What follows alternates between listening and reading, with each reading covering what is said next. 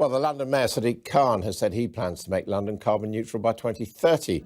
But a new survey reveals that in spite of climate pledges, many local authorities don't even know how much carbon they are producing.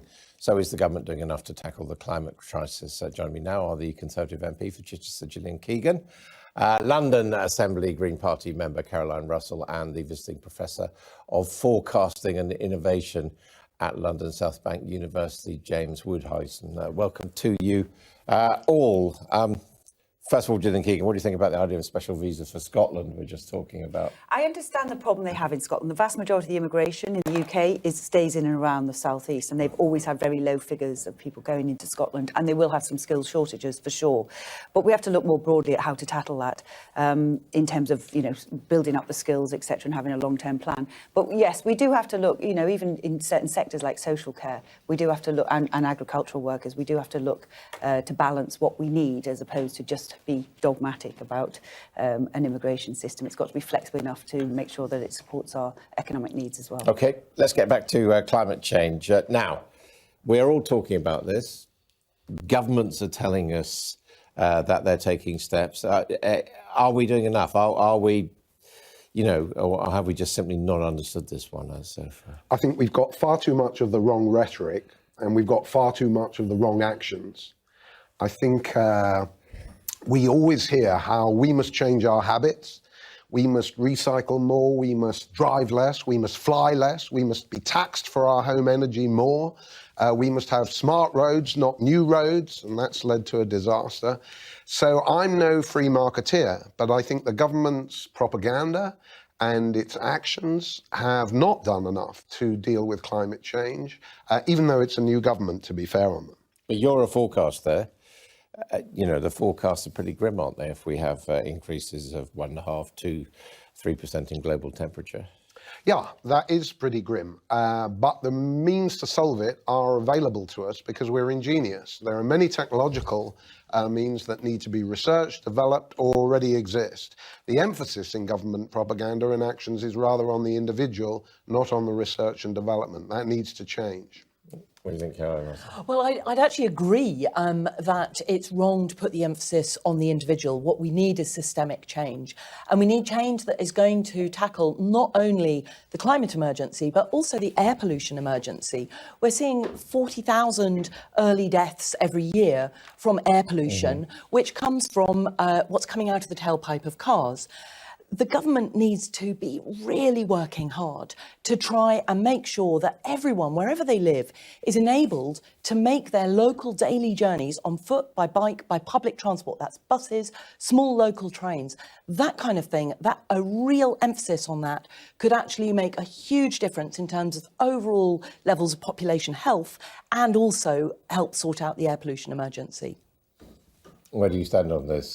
Well, I think you need to do both, and I think the government is doing both. So obviously, transport, we're investing in the latest. We've helped the auto manufacturers invest in the latest electric cars, so I think we put more than £1 billion into that. Eco homes, that's a new focus. Renewables, we've invested in incentive schemes for that.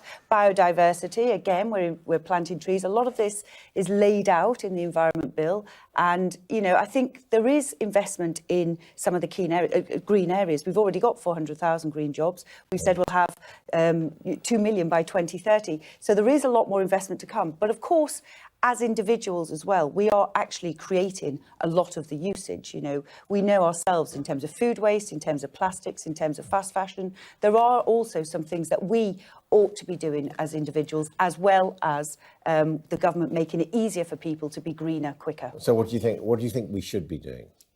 Well, I believe the government will take nuclear power more seriously, which if you're serious about climate change, you need to do. We've had years of prevarication on that. Well, Boris Johnson's talked about local power stations and fusion power as well. Yeah, well, that could be a long way off, but small modular reactors do have a lot going for them, and it'll take time to develop. But that alternative is not nearly spoken enough by environmentalists. Yeah, but, in your view, should we be making people move away from internal combustion engines or from the type of boilers they have in their homes now? Well, I think the fans of the electric car, which include Grant Shapps and his £40,000 Tesla, who's always calling for more charging points, I don't think they live in the real world, Adam, because there's 8 million second-hand cars turned over every year. White vans, lorries, and everything else would stop if we really went the whole way with electric cars. Bring them on, I say, but it will take decades to replace the existing vehicle stock in Britain, and therefore to make the rhetoric about electric cars is all very well. The thing is, electric cars are not going to save us. This is business as usual. What we have to do is completely transform our transport system. Yes, use electric technology, particularly for things like deliveries, and so that we can get goods and services delivered to communities where they're needed. But actually, if we just simply swap all the current fossil-fueled cars into electric cars, we're still going to have the congestion, we're still going to have the air pollution from the tyre abrasion from the electric cars, and we're not actually going to solve some of these big problems that are facing our communities. So the target we've set is to get rid of petrol and diesel cars by 2040. So I think you'll find that is decades. In fact, it's 2 decades. So in terms of the renewable, well, that's the target we've set. Of course, you know, we're 20 years out. You could ban them. I mean, well, you basically will incentivise the shift and the shift to other modes of transport as well. But of course, we have to invest in the transport links as well, which is one of the areas we've said that we're very much focused on investing in more rail as well. But areas we've said that we're very much focused on investing in more rail as well. But, you know, there's no doubt that between now and 2020 and where we are in 2040, there's a lot of action that has to be taken.